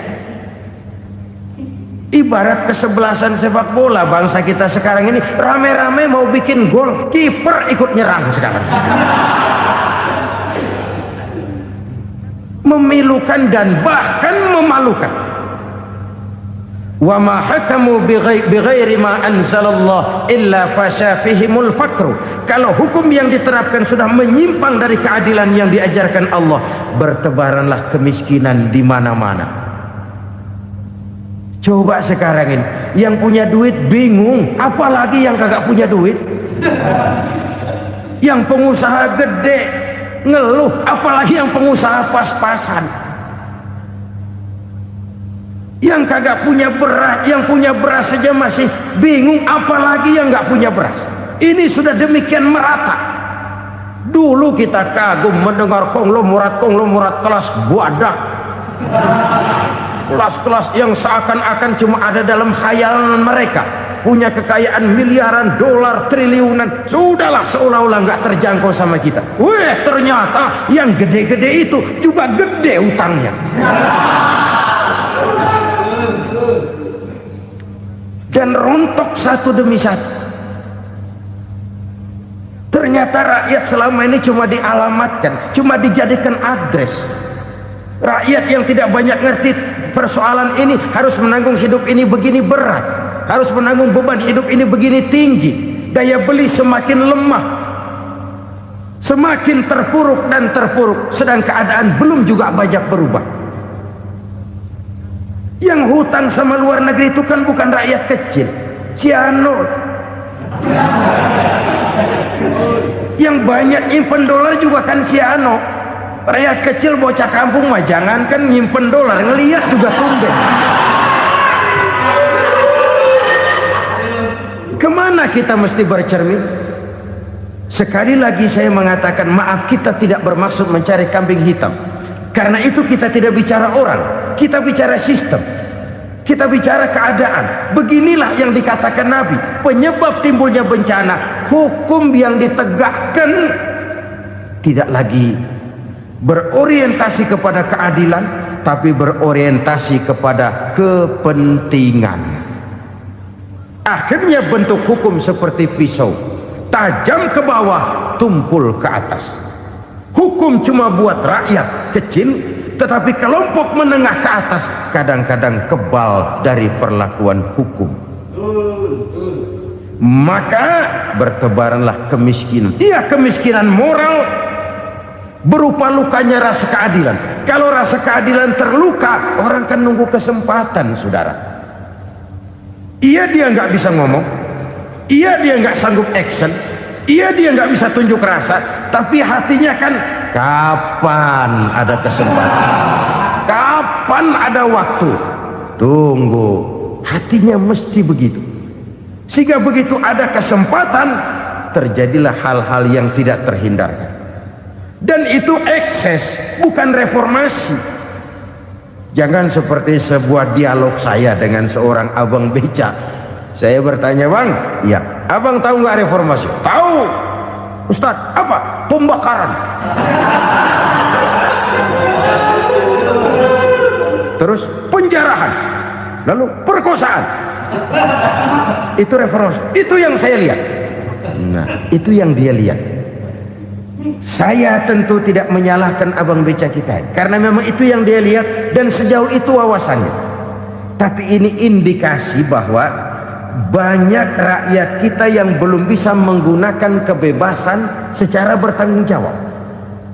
Padahal kebebasan tanpa tanggung jawab tirani. Sebuah contoh gampang-gampangan. Saya beli radio, saya setel di kamar saya, lalu saya bilang, ini radio gue. Yang beli gue, pakai duit gue setel di kamar gue, sekeras-kerasnya, gak ada urusan sama orang lain. Itu kata saya. Tetapi tetangga saya sebelah rumah kan boleh juga ngomong begitu. Kata tetangga saya, ini mata gue, yang ngantuk gue tidur di kamar gue, kenapa suara radio lu nyampe kemari? Artinya apa ini? Kebebasan saya nyetel radio dibatasi oleh kebebasan tetangga saya yang mau tidur. Tidak ada kebebasan mutlak. Kebebasan mutlak tanpa tanggung jawab kembali akan melahirkan tirani, kembali akan melahirkan pemaksaan kehendak. Dan itu lagi-lagi bukan demokrasi. Saudara-saudara kaum muslimin rahimakumullah, ini penyakit yang kedua, lukanya rasa keadilan, terutama di kalangan rakyat kecil. Itu mengendap menjadi akumulasi dan menunggu giliran kapan bisa dimuntahkan. Dengan kata lain, rakyatnya udah banyak banget makan yang perutnya jadi enak, nyelam. Kapan nunggu muntahnya? Udah begini banyak akumulasi yang mereka pendam di perut ini, sehingga ketika terjadi kesempatan itu sudah tidak terkendalikan lagi. Kita out of control. Saya tidak mentolerir sikap-sikap kekerasan. Bahkan saya lebih cenderung bahwa kalau di rumah kita banyak tikusnya saja racuni, jangan rumah dibakar. Bahwa ada korupsi, iya. Ada kolusi, memang. Ada nepotisme, tentu. Tetapi tikusnya saja racuni. Jangan rumah dibakar. Masa mau ngusir tikus bakar rumah? Tikusnya lari, tikusnya selamat, rumahnya ewes-ewes.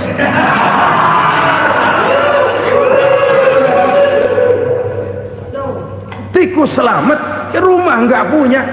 Masalah nggak terselesaikan dengan sebagaimana yang kita harapkan. Kita sepakat ini negara hukum, dan di hadapan hukum semua manusia itu sama. Itu prinsip yang diajarkan Allah. Al-musawat bainan nas fi takalifil ahkam. Semua manusia sama dalam berhadapan dengan hukum Allah Subhanahu wa ta'ala. Kalau hukum sudah pandang bulu, itu jelas yang enak yang banyak bulunya. Siapa yang banyak bulunya? Monyet. Kalau hukum pandang bulu, monyet keenakan. Saudara-saudara kaum muslimin rahimakumullah, introspeksi. Mari kita bercermin bagaimana perjalanan hukum selama ini. Kalau introspeksi ini kita temukan, lalu ada upaya untuk memperbaiki diri. Jangan menggunakan tak ada gading yang tak retak, mikul duwur mendem jero untuk menutup-nutupi kesalahan orang. Padahal kesalahan itu sedemikian besar. Padahal rakyat kita tiap hari antri sembako. Ada yang sehari sekali makan, ada yang makan sudah bercampur tiwul, ada yang nasi sudah dicampur pisang, balik jadi orok lagi. Macam-macam upaya rakyat untuk menangsal perut ini. Lalu rakyat ditenang-tenangkan, lebih baik puasa Senin Kemis sambil menghadapi krisis ekonomi. Kenapa rakyat yang disuruh puasa? Kenapa bukan pejabatnya yang puasa lebih dulu untuk kemakmuran rakyat? Kalau rakyat yang memang perutnya udah gepeng disuruh puasa, makin krempeng perutnya. Artinya pejabat harus punya sense of politik. Ya, tidak, puasa itu kan tidak cuma Senin Kemis saja puasa itu. Puasa perasaan, puasa menghargai perasaan yang sedang kondisi yang sedang dihadapi oleh rakyat. Bagaimana rakyat yang tengah antri sembako melihat pejabatnya lewat dengan mobil yang harganya sampai 1 miliar. Oh, inilah pemimpin saya. Luka lagi rasa keadilannya. Kita tidak tenggang rasa. Puasa dalam artian itu pun akan menolong menegakkan semangat kebersamaan, membentuk semangat kebersamaan. Saudara-saudara kaum muslimin rahimakumullah, penyebab bencana yang ketiga dikatakan oleh baginda Nabi, wala dhaharat fihimul fahishatu illa fasha fihimul maut. Apabila kekejian telah merajalela, maka maut bertebaran di mana-mana. Kita renungi butir kalimat dalam hadis ini. Apabila kekejian telah merajalela, maut bertebaran di mana-mana. Begitu murah arti sebuah kehidupan. Penjarahan untuk hal-hal yang kecil tapi sampai mengorbankan nyawa. Apabila kekejian sudah terjadi di mana-mana, maut pun bertebaran. Maut dalam arti berpisah ruh dengan jasad, tapi juga maut dalam arti orang bisa mati karirnya, orang bisa mati usahanya, orang bisa mati kesempatannya karena perbuatan-perbuatan keji yang selama ini tidak terbendung. Lahirlah teori mafia. Siapa yang kuat dia yang berkuasa, siapa yang lemah dia menjadi mangsa. Proyek-proyek besar yang menang tender itu ya dari itu ke itu saja.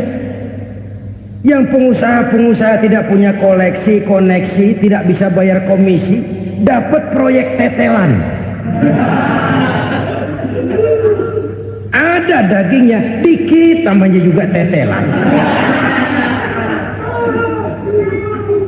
Dagingnya sudah habis disantap oleh meja. Sekian puluh meja dilalui, sekian puluh amplop dikeluarkan. Sehingga yang akhirnya ya tinggal tetelan itu tadi. Maka kualitas pekerjaan pun sudah bukan lagi jadi masalah. Demikianlah mafia-mafia ini bermunculan di mana-mana. Di pengadilan terkenallah mafia pengadilan. Hukum bisa dibeli, hukum bisa dipesan menurut kebutuhan sponsor. Mafia peradilan, mafia politik, mafia ekonomi, bahkan mafia agama yang menggunakan agama sebagai kedok, menggunakan agama sebagai dalih, menggunakan agama sebagai topeng untuk melancarkan maksud-maksud politiknya pun tidak tertutup kemungkinan. Apabila kekejian telah merajalela, maut bertebaran di mana-mana. Korupsi, kolusi, nepotisme itu bagian dari kekejian. Kita selama ini kalau mendengar maksiat, itu yang terbayang cuma judi, mabuk, zina. Ya itu maksiat. Tapi korupsi, kolusi, nepotisme itu juga maksiat dalam bentuk lain. Kalau ini sudah bertebaran, maka maut terjadi di mana-mana. Jangan bayangkan cuma mati orangnya, itu sih kewajiban. Yang menyakitkan itu orangnya masih hidup tapi dibikin mati, karirnya mati. Kenapa? Karena yang diperlukan bukan cuma orang pinter tapi orang taat. Biar pinter, kalau nggak taat minggir. Biar bodoh, kalau taat bisa nyenangin atasan, bisa nyemir, nyemur.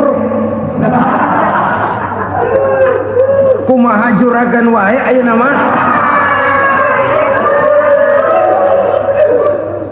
Itu yang kadang-kadang dapat penghargaan.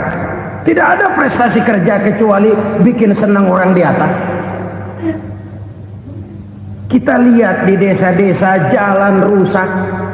Kalau ada berita pejabat anak mau turun, jalan rata sekali. Sampai tanah dari mana aja dikeruk buat ngeratain tuh jalan. Pejabat pulang legok lagi jalanan. Katanya kita kerja buat rakyat, nyatanya kita cuma melayani atas. Kenapa? Terjadi lingkaran setan. Seperti kata lagu Dul Sumbang itu. Mahasiswa takut sama dosen, dosen takut sama dekan, dekan takut sama rektor, rektor takut sama menteri, menteri takut sama presiden, presiden takut sama mahasiswa. Muter balik lagi, lingkaran setan, lingkaran setan. Saudara-saudara kaum muslimin rahimakumullah, kekejian yang merajalela, praktek-praktek mafia yang tertuang dalam kehidupan sehari-hari menyebabkan orang mati karirnya, jasad masih hidup, karir mati, itu menyakitkan. Mati bisnisnya. Rakyat kecil pernah senang ketika cengkeh booming, harganya bagus, rakyat banyak yang pergi haji. Lalu mau ditata, lahir tata niaga cengkeh, malah amburadul. Harga cengkeh jatuh, petani cengkeh kecil menjerit. Siapa yang untung? Segelintir orang. Masihkah kita pakai atas nama rakyat untuk kepentingan nasional, padahal yang nyanyi cuma segelintir orang? Masihkah kita mau bohongi rakyat ini dengan mobil nasional tapi bikinan Korea? Masihkah kita mau bermain verbalisme, bermain kata? Ini sebuah masa lalu yang tidak perlu terulang lagi untuk masa-masa yang akan datang. Kekejian merajalela, orang mati karir, bisa mati usaha, mati bisnis. Usahanya maju, dirangkul, hancur. Usahanya maju, dipukul, hancur, tenggelam. Bahkan yang memilukan dan memalukan badan-badan usaha milik negara itu dikebiri sedemikian rupa sehingga tidak menghasilkan hal-hal yang bermanfaat buat negara. Saudara-saudara kaum muslimin rahimakumullah, kalau nafsu yang sudah mengatur itu semua, maka kekejian pun merajalela. Orang sudah pakai teori mafia, yang kuat dia yang menang, yang kuat dia yang berkuasa, yang lemah silakan minggir di sudut-sudut kehidupan. Kalau kekejian seperti ini merajalela, maut bertebaran di mana-mana. Banyak orang mati karirnya, banyak orang mati usahanya, banyak orang mati imajinasinya. Sekarang ini dalam dunia seni yang banyak karyawan seni, bukan seniman. Seniman itu kan dilahirkan, lain seniman, lain karyawan seni. Sekarang yang banyak karyawan seni, bukan seniman. Mati karir, mati imajinasi, mati improvisasi, sehingga kehidupan persis sinetron. Sinetron itu yang kita lihat rumah mewah, yang kita lihat rumah bagus. Gak pernah kita lihat di sinetron kita ini rakyat antri sembako. Kita dijejali hal-hal yang indah, yang wah, yang membuat kita tenggelam dalam gaya hidup instan, tenggelam dalam gaya hidup wah. Kita lupa dengan realitas keseharian di tengah-tengah masyarakat kita. Lahirlah kelompok-kelompok selebritis, dibesarkan oleh berbagai media. Selebritis pilek aja masuk koran, pilek.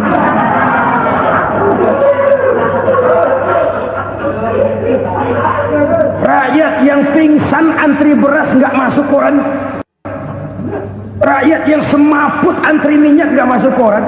Selebritis panok masuk koran.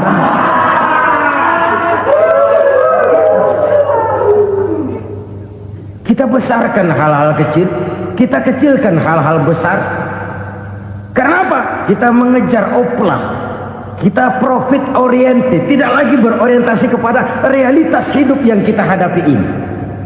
Kalau kekejian sudah merajalela, kata Nabi, maka maut bertebaran di mana-mana. Maut dalam artian maut, coba lihat sekarang begitu murah nyawa.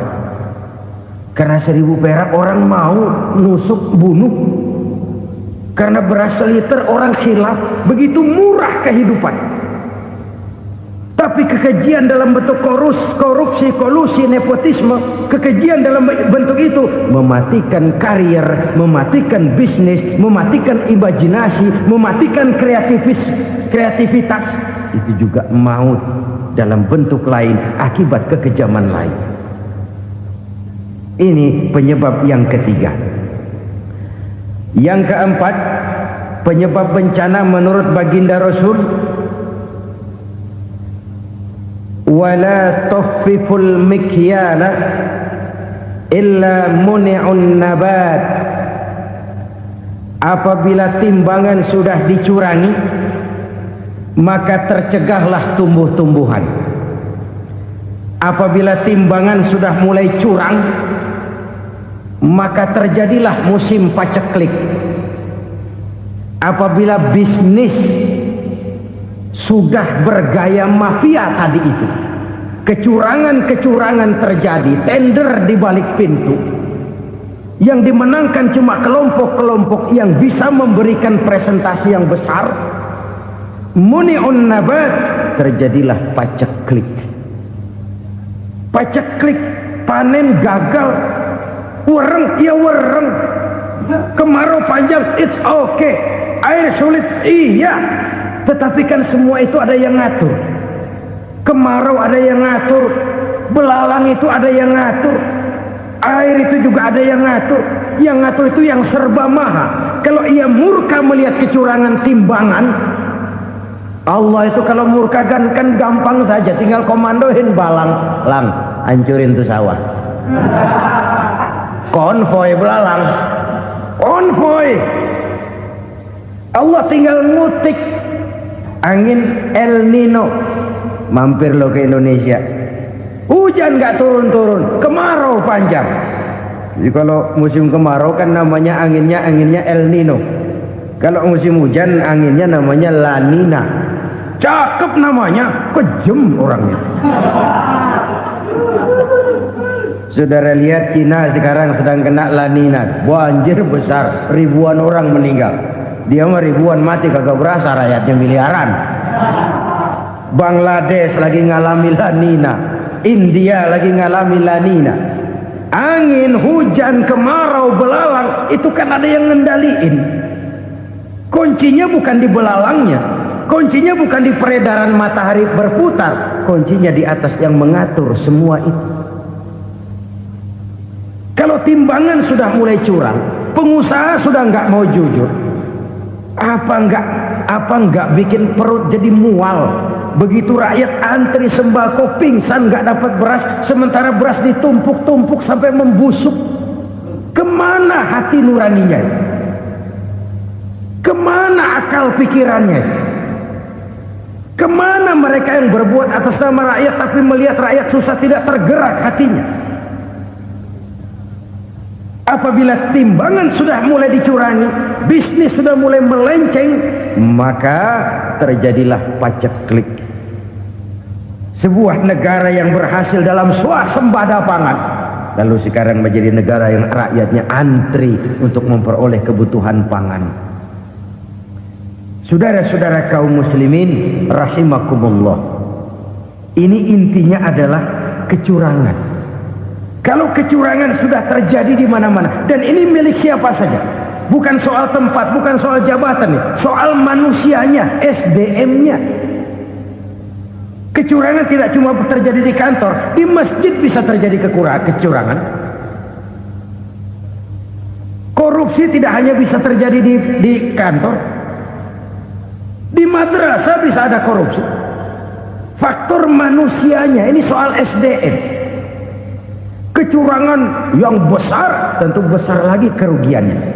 Kecurangan yang kecil, kecurangan sehari-hari, pedagang-pedagang kecil ngurangi timbangan, barang yang buruk dikatakan baik, yang baik dikatakan buruk, itu merugikan perorangan.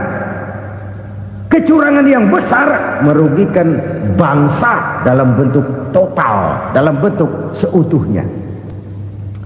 Nah, kecurangan-kecurangan seperti ini rakyat kan lihat, rakyat kan tahu, dan itu kembali terakumulasi di sini, pegel. Dan jangan lupa, rakyat yang nggak ngomong itu, rakyat yang nggak bersuara itu, batinnya menjerit, jeritannya menggoncang aras, dan itu didengar Allah. Yadullah fauqal jamaah, kata Nabi. Tangan Tuhan di atas orang banyak. Jeritan hati rakyat menggoncang aras. Rakyat yang terlalu banyak dizolim, rakyat yang terlalu banyak dirugikan, ya rakyat yang terlalu banyak di atas namakan, menjerit batinnya, menggoncang aras, dan Allah bisa menggerakkan apa saja untuk membuat satu situasi. Allah bisa menggerakkan apa saja untuk membuat satu situasi. Saudara-saudara kaum muslimin rahimakumullah, ini faktor yang ketiga, timbulnya kecurangan. Faktor yang keempat maksud saya. Yang kelima, penyebab timbulnya bencana menurut baginda Nabi, wala muni'uz zakat wala muni'uz zakat illa hubbisa anhumul qatru. Apabila zakat enggan dibayar, maka tercegahlah qatrun. Qatrun ini kalau bahasa kita sembako. Maka tercegahlah kebutuhan-kebutuhan yang kita perlukan. Ini, kita tidak meragukan bahwa yang kita tuju adalah masyarakat yang adil dalam kemakmuran dan makmur dalam keadilan. Nah, antara kemakmuran dan keadilan ini memang sering tidak bisa berjalan seiring. Pada saat kemakmuran kita kejar, ekonomi kita pacu, ada nilai-nilai keadilan yang tertinggal. Pada saat nilai keadilan kita tegakkan benar-benar, ada unsur-unsur kemakmuran yang terabaikan.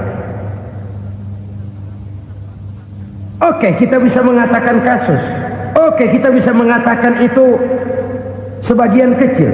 Tapi kalau sebagian kecil, lama-lama kan jadi sebagian besar. Oke, kita mengejar kemakmuran. Pertanyaannya, kemakmuran untuk siapa? Oke, kita berikan kelompok tertentu kue yang besar dengan harapan nanti dia bagiin kuenya kepada yang kecil-kecil. Tapi kenyataan, mereka yang dapat kue besar akhirnya malah lupa diri dan lupa daratan. Mau makin besar, mau makin besar, mau makin besar, malah memeras yang kecil-kecil ini. Sekarang kan yang kecil modali yang besar. Ramai-ramai buka bank, ternyata kamuflase. Uang banknya untuk kredit perusahaannya sendiri. Nasabahnya rakyat kecil. Artinya apa? Rakyat kecil disuruh modalin orang yang udah gede. Ini kan sumber geledek urusan.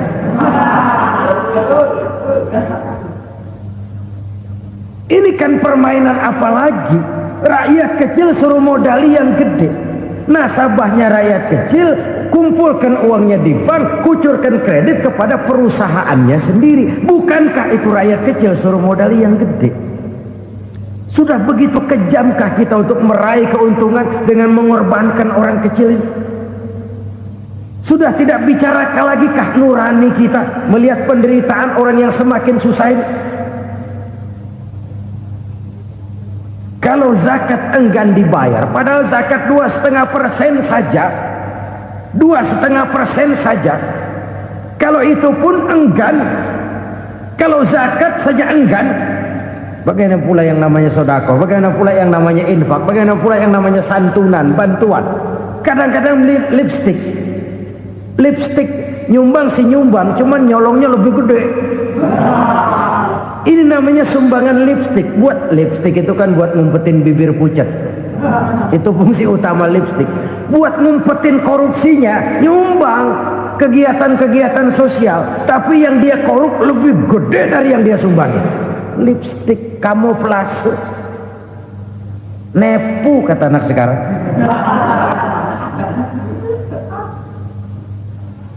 Saudara-saudara kaum muslimin rahimakumullah, demikian berat kewajiban zakat ini sampai di zaman Sayyidina Abu Bakar pernah keluar komando perangi orang yang enggan membayar zakat. Perangi, karena fungsi zakat adalah menjembatani antara si kaya dengan si miskin. Bahwa ada kemiskinan itu Qur'ani. Allah menyatakan, aku melebihkan rezeki sebagian kamu dari yang lain. Ini kan kesenjangan. Allah melebihkan rezeki sebagian kamu dari yang lain. Ada itu. Tetapi itu berjalan secara nature.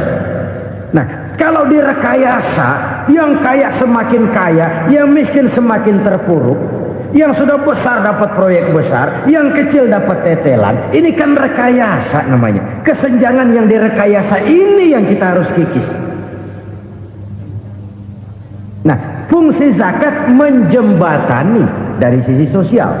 Dari sisi pribadi, Nabi berpesan, zakku amwalakum biz zakat. Bersihkan hartamu dengan zakat. Sekarang ada istilah nyuci uang. Uang hasil korupsi itu bisa dicuci, dijadikan uang bersih. Bukan pakai rinso, bukan. Pakai politiknya koruptor, diolah sedemikian rupa sehingga jadi uang resmi. Sudah memutik, itu termasuk yang disebut kejahatan kerah putih, white collar crime. Kejahatan kerah putih, kejahatan pakai dasi, kejahatan kelas kakap. Makanya orang mendingan goblok kagak bener daripada pinter kagak bener. Goblok kagak bener itu gampang ngurusinnya. Pinter kagak bener, ini yang berabe bener ngurusinnya.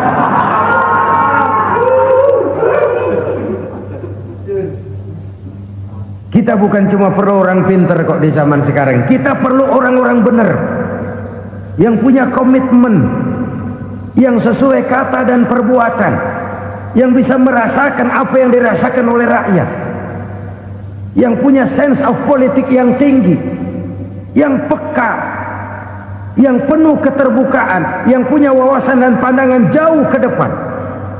Dari sisi pribadi, zakat itu membersihkan harta kita. Ya, dia tercampur dengan yang subuhat, dia bahkan mungkin tercampur dengan sedikit-sedikit yang haram. Itu zakku amwalakum biz zakat. Bersihkan hartamu dengan zakat itu. Pada sisi sosial ia menjembatani, pada sisi pribadi ia membersihkan harta kita.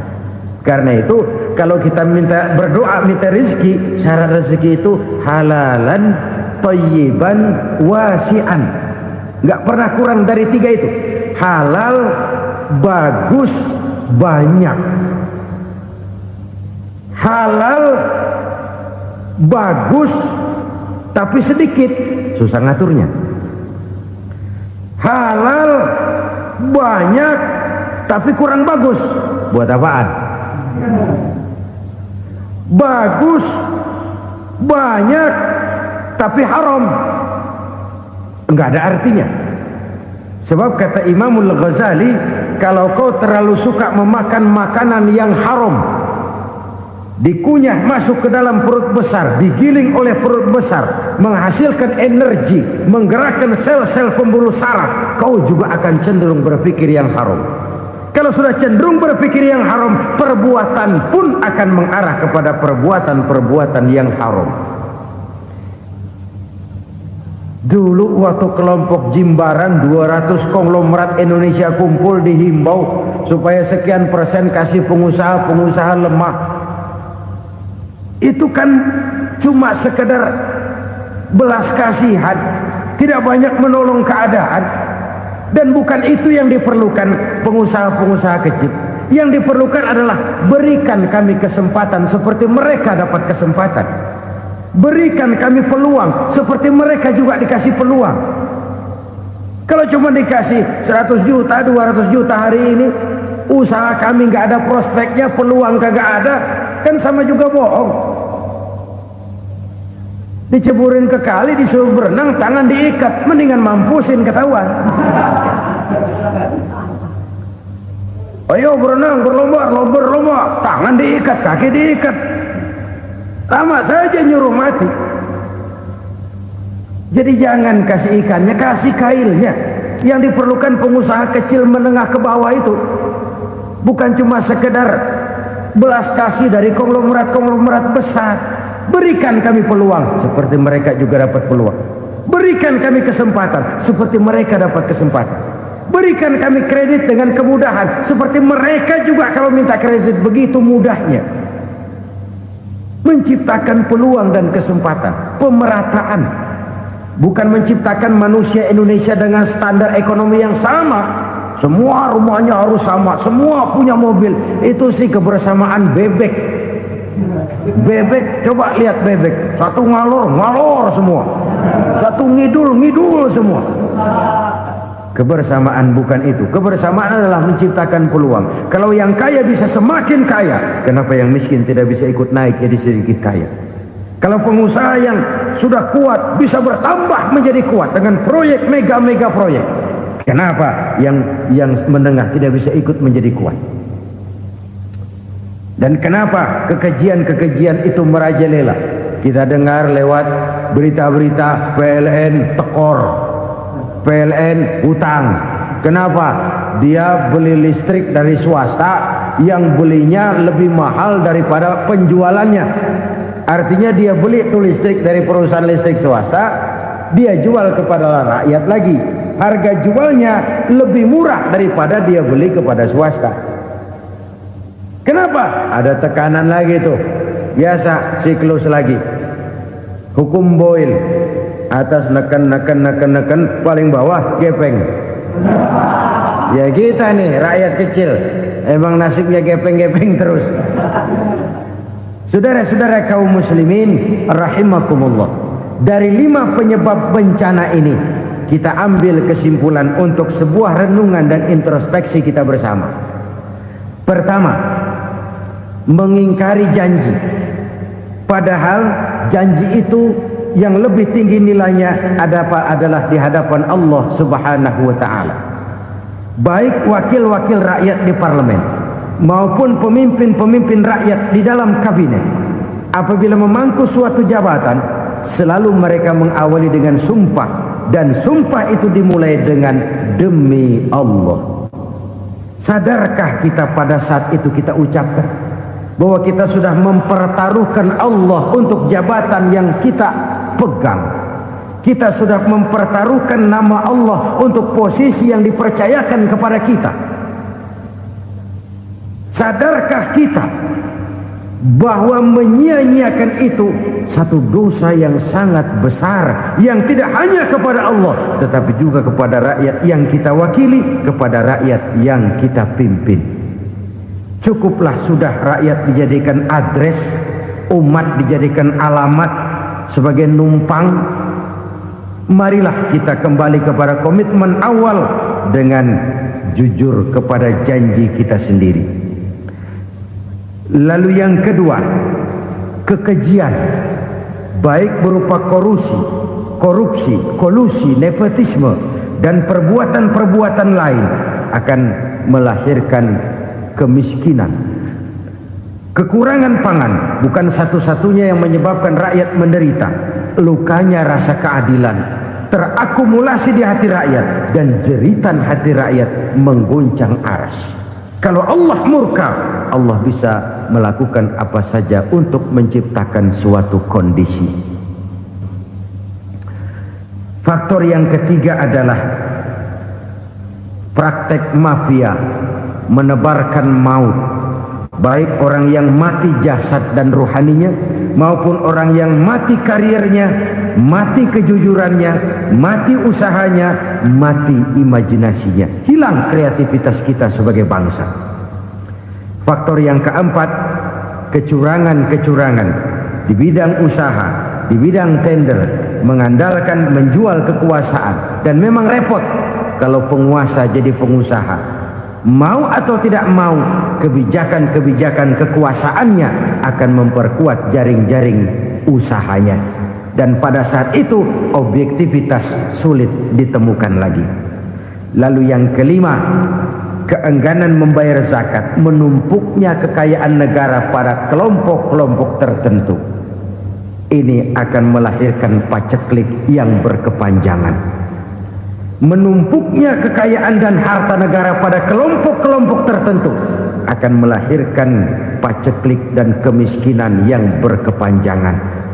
marilah kita sadar, marilah kita merenung bahwa keengganan kita membayar zakat, menciptakan pemerataan, pada akhirnya akan menjadi musibah buat kita semua.